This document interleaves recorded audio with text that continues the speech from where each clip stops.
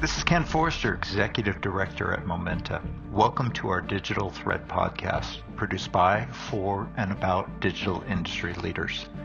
In this series of conversations, we capture insights from the best and brightest minds in digital industry. They're executives, entrepreneurs, advisors, and other thought leaders.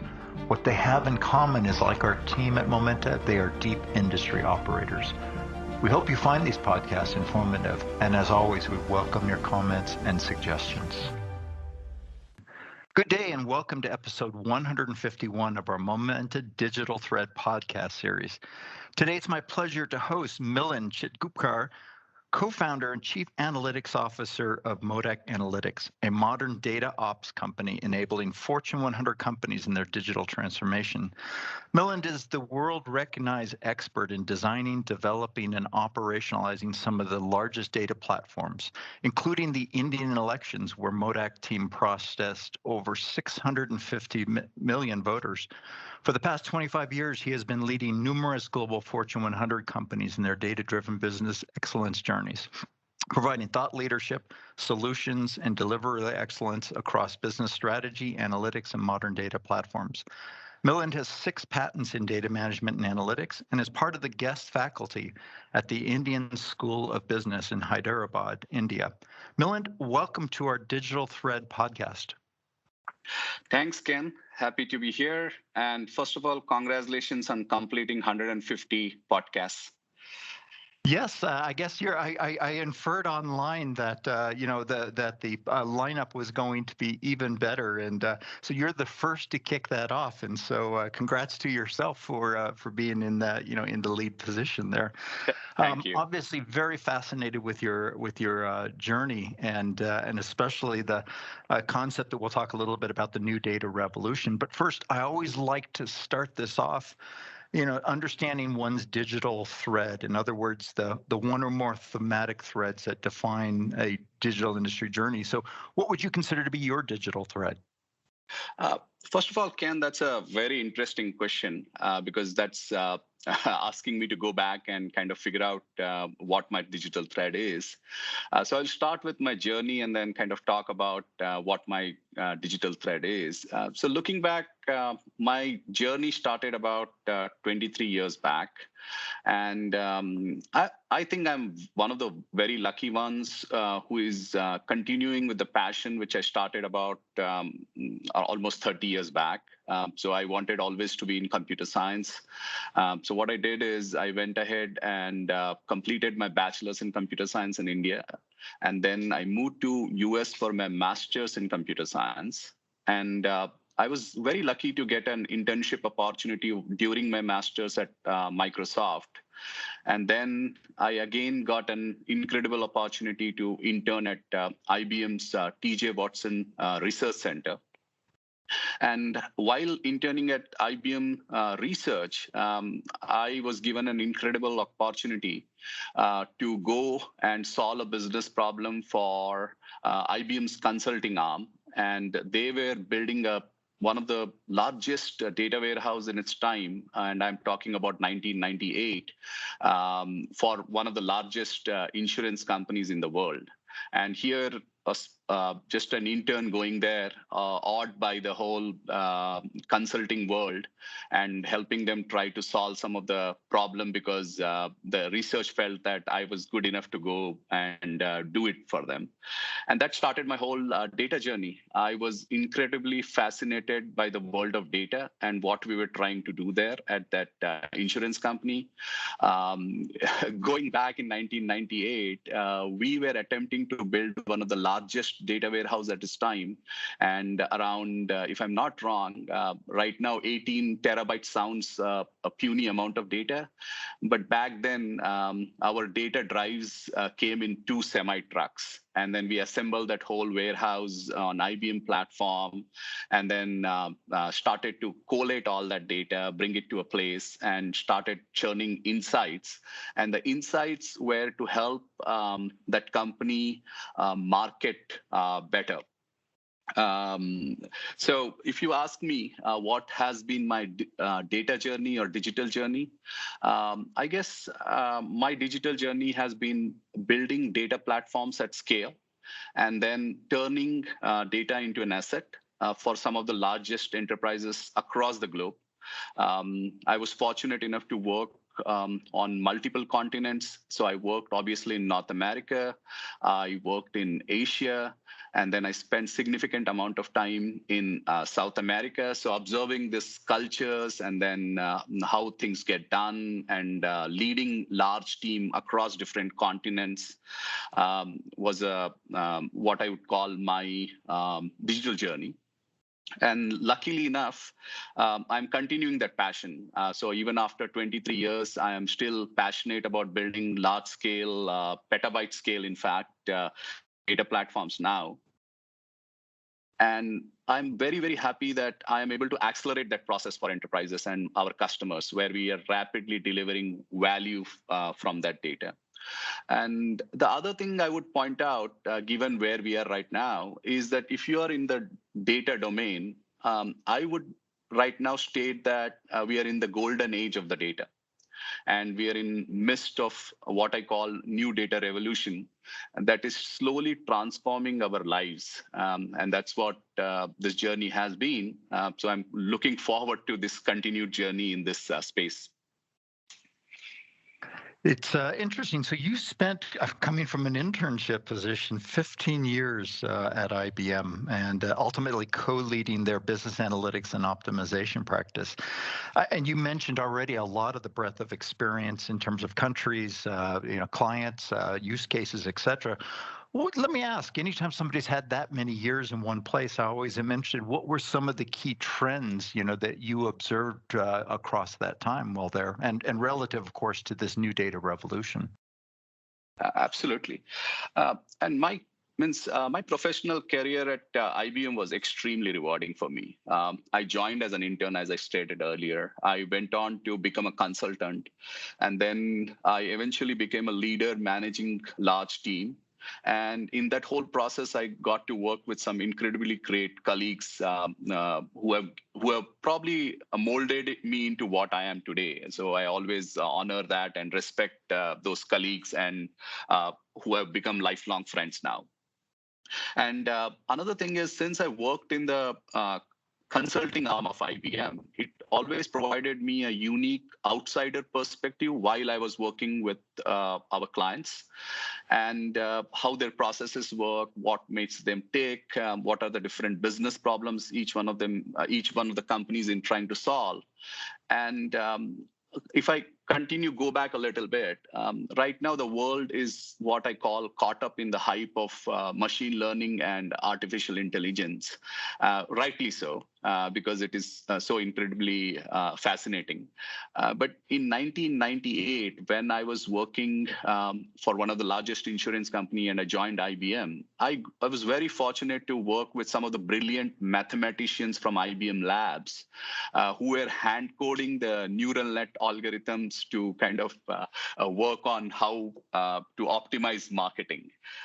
So it was very, very fascinating for a 21, 22-year-old to be exposed to that. And then from there, in 2005, I was asked to join as a founder member in Center for Business Optimization, which was IBM's initial foray into predictive analytics and machine learning. And then that eventually evolved and merged into what was known as Business Analytics and Optimization practice. And this group was very close-knit. It was a 15-member founding team. So I have literally seen from my perspective how the evolution of what we term analytics and optimization has happened during that time frame from 2005, and I had a front row seat for that transformation. And when I started my career, the problems were defined as data warehousing and data marts, and then eventually they were called as business intelligence, and then the term became analytics, and then soon it became advanced analytics. Then it became master data management, and then suddenly it became customer 360, and then obviously we got into the big data world, and then right now it is termed as machine learning and artificial intelligence. But if you look at what what I feel fundamentally is that we are trying to solve the same problem, which is you are gathering the data, you are managing the data, and then you're processing that data to gain valuable business insight. And whatever the term we use, it's the old wine in the new bottle, and we are repeating the same thing. And what I see in that whole journey is around 2007. Business leaders started becoming very serious about data.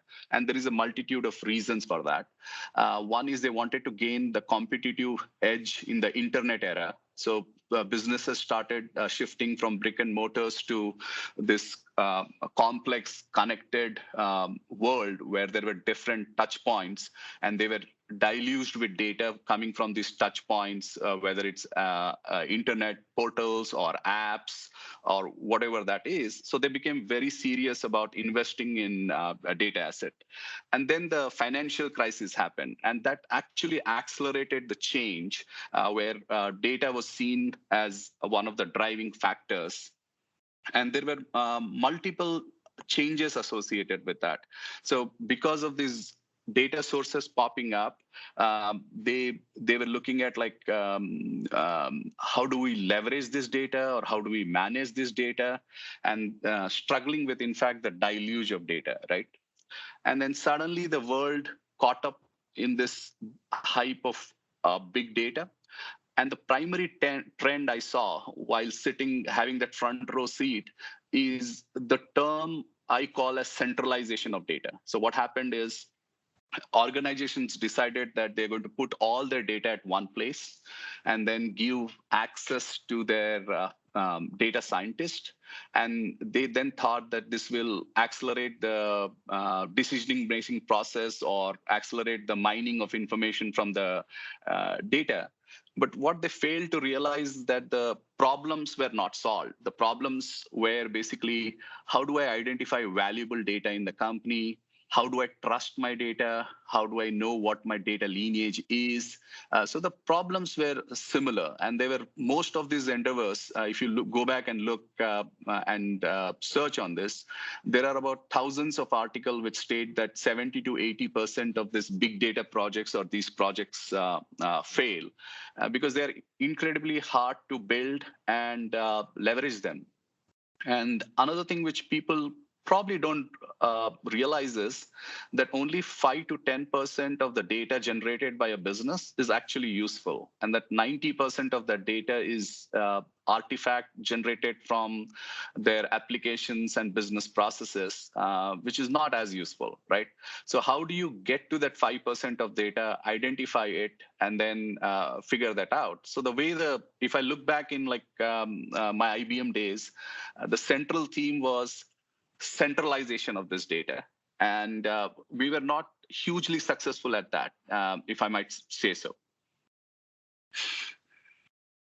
You co-founded Modak Analytics in 2013 with R.D. Joshi, also an accomplished data analytics leader. Perhaps you've already spoken to the problem set a moment ago, but what problem did you set out to solve, and for whom? So when I decided to quit IBM, and that was an incredibly hard decision coming from like, I didn't have any entrepreneurship background, or my family was not into business. Everybody was employed, and especially given my Indian background, everybody was like scolding me that you're doing so well. Why are you now quitting and starting this new enterprise? Do you really need it? Your life is all good. But I did make that decision. And the reason I made it is I wanted to fundamentally make a difference of how we perceive data, and what can I bring to the table based on my 15 years of experience at IBM.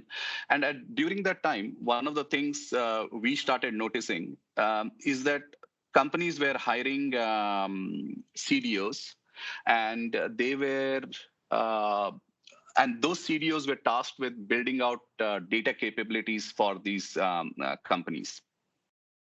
And one of the things we noticed there is the failure rate, right? They were trying to build these data platforms, and they were failing very often. And the opportunity we saw was that we could significantly reduce the time it takes for organization to build those data platform and actually derive value out of them. And if I might expand on that a little bit, if you see, there is a 3-step process for turning data into an asset. And the first step is you start gathering the data. Then next step, you start managing that data. And the third step is you actually start processing that data to what I call into knowledge. And then the data scientists then pick up that knowledge and turn that into meaningful business insight. So this is how the process works. But as simply as I stated, this journey of turning that data into an asset is incredibly hard.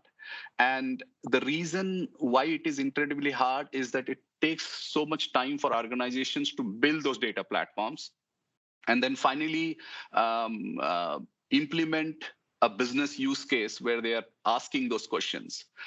Generally, what used to happen is that, and this is based on my experience, is the businesses at any given point of time have questions, and the way the business are evolving, within 6 months or a year, those questions change. And what questions I asked about a year back or 1.5 years back are no longer valid. Because they have probably done some gut feeling and went ahead with some decisioning.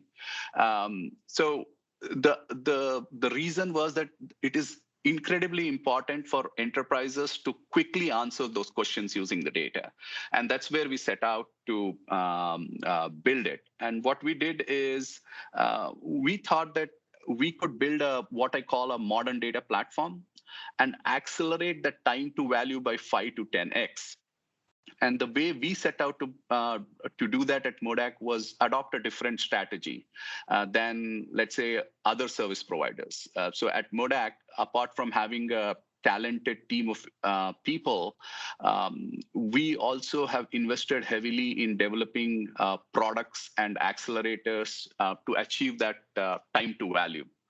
And what we have right now is we have created a product called Nabu, which is a full-fledged solution in production at some of the largest organizations in the world. And Nabu was built ground up to solve this problem. And it was built up in this cloud era and along with different customers. And that is kind of differentiating for that. So we knew the customer problems. We were working with the customers. And then we started building this product along with them to solve the problem of like, how do we accelerate that? The good news is we won accolades for our Nabu. It was also mentioned by Gartner. And probably I should simplify this a bit. And the analogy I will probably give you to help the audience understand what I mean by this acceleration. So let's take the analogy of home-cooked gourmet meal. And what happens there is, if I want to build let's say I want to cook a gourmet meal, what I do is I create a ingredient list. I go to the grocery store because I probably don't have all the ingredients in my refrigerator. And then I shop that, then come home. And then what I'm doing is I'm prepping my meats, cutting my vegetables, and then I'll probably cook 2 or 3 sauces to go along with the meal. And then finally assemble that meal. And then visually dress up that meal so that I can present it to my family and friends. And then we all enjoy that meal with a glass of wine. And that's what exactly is done by enterprises when they deal with finding data or trying to convert data into an asset. They follow this gourmet meal approach where they're building every time they're going and building this. Now, what we are trying to do is make that into a commercial kitchen or a restaurant. And in restaurant, the ingredients are pretty much delivered to your doorstep every day. You take the meats, you take the veggies, you prep them, you pre-cook your sauces. And when the restaurant service starts, you're building these known recipes within 15 minutes and delivering that to your customer who is incredibly happy. So what we are trying to do with Nabu is kind of accelerate the data operations in a company from the gourmet meal approach to the commercial kitchen approach. And if I might point out, I'll give you an example. In our recent work with one of the largest pharma companies of the globe, we were able to put up a modern data platform in under 12 weeks. And we brought in data of 150,000 data sets across the organization. We profiled that data and made that available to the data scientist. And this was done in 12 weeks. And immediately after that 12-week period, now that we have our commercial kitchen approach, we started working in parallel on 8 different business use cases. And then we have delivered value to our client. And if you talk to anyone in the data industry, what I would say is this is like a massive acceleration versus doing the traditional way. And that's probably why I started or co-founded Modak, and it's been a very, very fulfilling experience. Yes, it sounds like it has, and I love your analogy of the commercial kitchen. I might even go so far as call you the fast food of data ops, but I'm not sure that would have just positive connotations. So, but I understand you guys are already over 350 people at Modak, so quite a journey already, and that at least lately, as we were talking about, e-health applications is driving much of that recent growth. What healthcare sectors are you focused on, and what are some of the factors you see contributing to this growth? And as you pointed out, that was a incredibly rapid growth for us. So until 2017, we were still a very small organization. So beginning of 2017, we were just 22 members. And today we have scaled up to being a team of about 350 members. And however, we still remain to our core ethos, which was we are going to be a boutique company, very focused on bringing some exceptional talent, which is devoted just to data engineering. So we don't do any other thing apart from data engineering. We even though we call ourselves Modak Analytics, majority of the work, almost I would say 98% of our work, is focused on the field of data engineering. And we don't even go into the analytics, because I fundamentally believe that 85 to 90% of the work a company does when it's dealing with data is data preparation and data engineering. And the 5% or 10% of the work is devoted to what I call data science.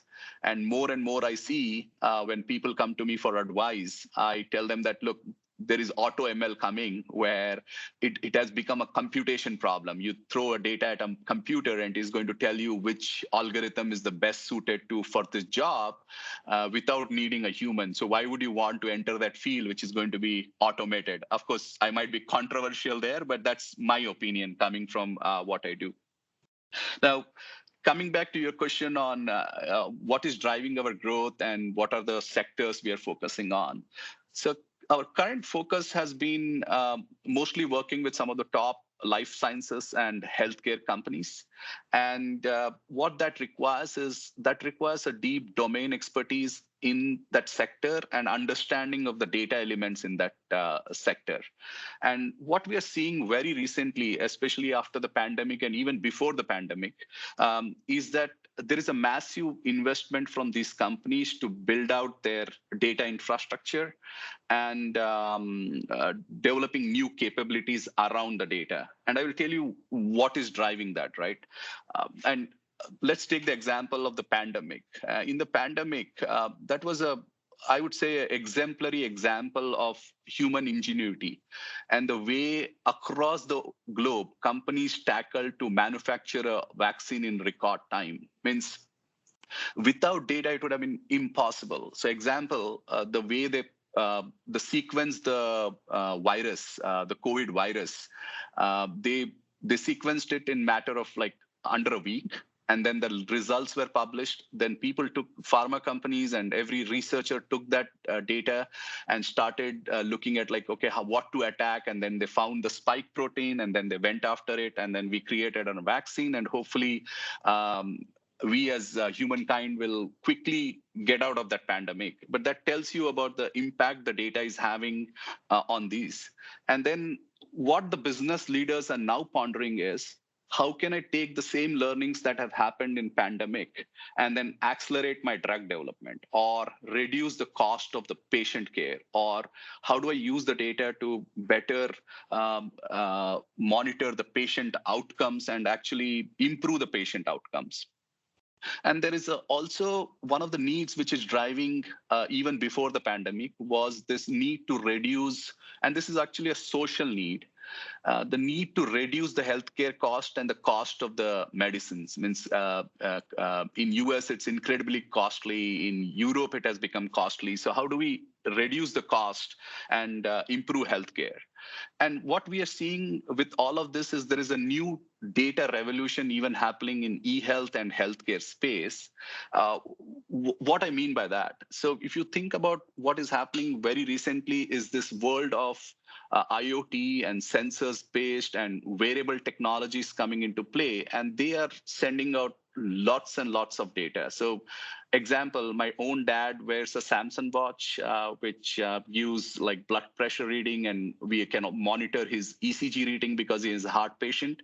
And that allows us to like take those readings, send it to his doctor, and do a remote care and do the virtual care. And a lot more companies are realizing that these life-threatening chronic diseases can be better managed at home. It will reduce the cost, and the data coming from these wearable devices actually will help them do more kind of preventive maintenance as far as health is concerned. What that also means when you look at the companies which are doing this is there is a constant flow of data available to healthcare professionals or scientists or whoever wants to use metrics like blood pressure or your heart rate or your sleep patterns, and they will use this information to diagnose and treat you better. Other thing which we are seeing in the pandemic is the evolution of remote care. Right now, you probably for some of the major diseases, you probably don't even want to visit hospitals. And in fact, the recent research has shown is that for some of the illnesses, you are better in home, based on home care. It will reduce the cost of the care. Plus, it also results in a better outcome. So that's one of the major factors driving this revolution. Another one more area which is also driving is this what I call interoperability and standardization of the ecosystems. And this is primarily regulated by governments. What governments are now dictating, whether it's hospitals or insurance companies or any intermediaries in the space, is that they want to make sure that data is exchanged, the same data of the patient is exchanged between these companies, and it's consistent. What that also means is that finally the patient will own their own medical records, and they can now go and take that medical records for better care and also better possibilities, health possibilities. So they become, they have the complete control of that data. But then the management of that data falls again with the insurance companies and hospitals. So that's driving more investments. Another area is, which is very personally, very close to me, is precision medicine. So this is being demanded more from a life sciences companies. And what I predict in next 20 years, based on what I've seen happening in our industry, is that in 20 years, most of the medicines we take will be personalized for us based on our genetic profile. The genome sequencing has become so cheap that what I believe is you'll go in and like blood work, you'll do your genetic profile, and then you have it with you. And then whenever somebody is going to prescribe your medicine, they will look up your genetic profile, match something, and then start prescribing specific medicines that probably work for you. And this is happening. And that is, I'm very, very excited about this field as well. So to to to kind of consolidate what I'm saying, there are some changes where we have a lot of deluge of data coming in from wearables, IoT sensors, and other things in this space. Second is the precision medicine. The third is the interoperability and standardization of the data. So that's driving a lot of investments in the healthcare sector. This new data revolution is fascinating, especially coming from the IoT side of things. So the combination or harmonization of structured, unstructured, it sounds like potentially data at motion, at rest, finite personal data with historical records, and bringing all this together to a precision medicine, if you will, decision point is pretty fascinating. What other industries do you believe may be ripe for this same pattern of new data revolution? I think pretty much every industry needs to look at this data revolution and adapt to it, right? Because this is happening right now. And even if I want to say specific industries, I would say that I would go as far as saying that if they don't really work on this field and adapt to the new way of how the data is being processed in real time, in streaming ways, they might not persist for long. It's a very bold statement to say, but I think companies across the industries need to kind of look at what is happening and adapt to this new way of dealing with information. So, as you know, Momenta are avid investors in the digital industry space, and I'm curious, what interesting startups are you seeing in, especially in this data ops space? That's a very tricky question, but I'll try to answer very honestly. And what I see, especially looking from a investor myself, and I'll talk about that as well, is that there's a lot of capital floating around, both from venture capitalists, private equity, and high network individuals. And they're looking for the next cycle. Because when I say next cycle, what I think is we are already at the peak of exits in a lot of these companies, especially data-related companies or data ops-related companies. And the surplus capital is chasing very few opportunities and looking for a new home. And in my view, if you're looking for a investment in a B2B organization, which is managing data or data ops and other things, a couple of things you need to be looking at, and which probably Momenta also does, is the size of the market, the size of the pain which you're addressing, and then the product market fit, and then of course the leadership team. But when you consider these factors, a lot of companies have already attracted valuations, especially in the AI space, and then are struggling to meet those lofty valuations which they are there. And the clear example is the C3.ai, which went IPO, and right now it is about, the valuation is 1/3 of what the IPO is. So there is this. I would just caution with the prudent investors like you and Momenta. I would caution against the hype of the AI. So look at what is the market size, what is the market fit, and what are the pains they are addressing, and whether the valuations meet those. But however, coming back to your point, we do work with some of our partners, and I think they are at a good valuation, and they are doing some incredible work. One is Logi Analytics, one is Starburst. Cloudera went again private because they were public, and then they took them off the grid, and now they are private, and they're doing some incredible things on cloud. And as I mentioned back, what I wanted to say was I'm also an investor, and one of the things I invested looking at my field and how I can mentor them is a company based out of India called Earth Technologies. And what they're doing is they are attacking, and they're a SaaS company, so software as a service. And what they are doing is they are working on leveraging data to speed up construction and transform the construction industry. So that's one industry which has not yet been transformed. And there are incredible opportunities if we go there, and that as we speak, there are some incredible innovations happening in that industry where people are going like prefabrications.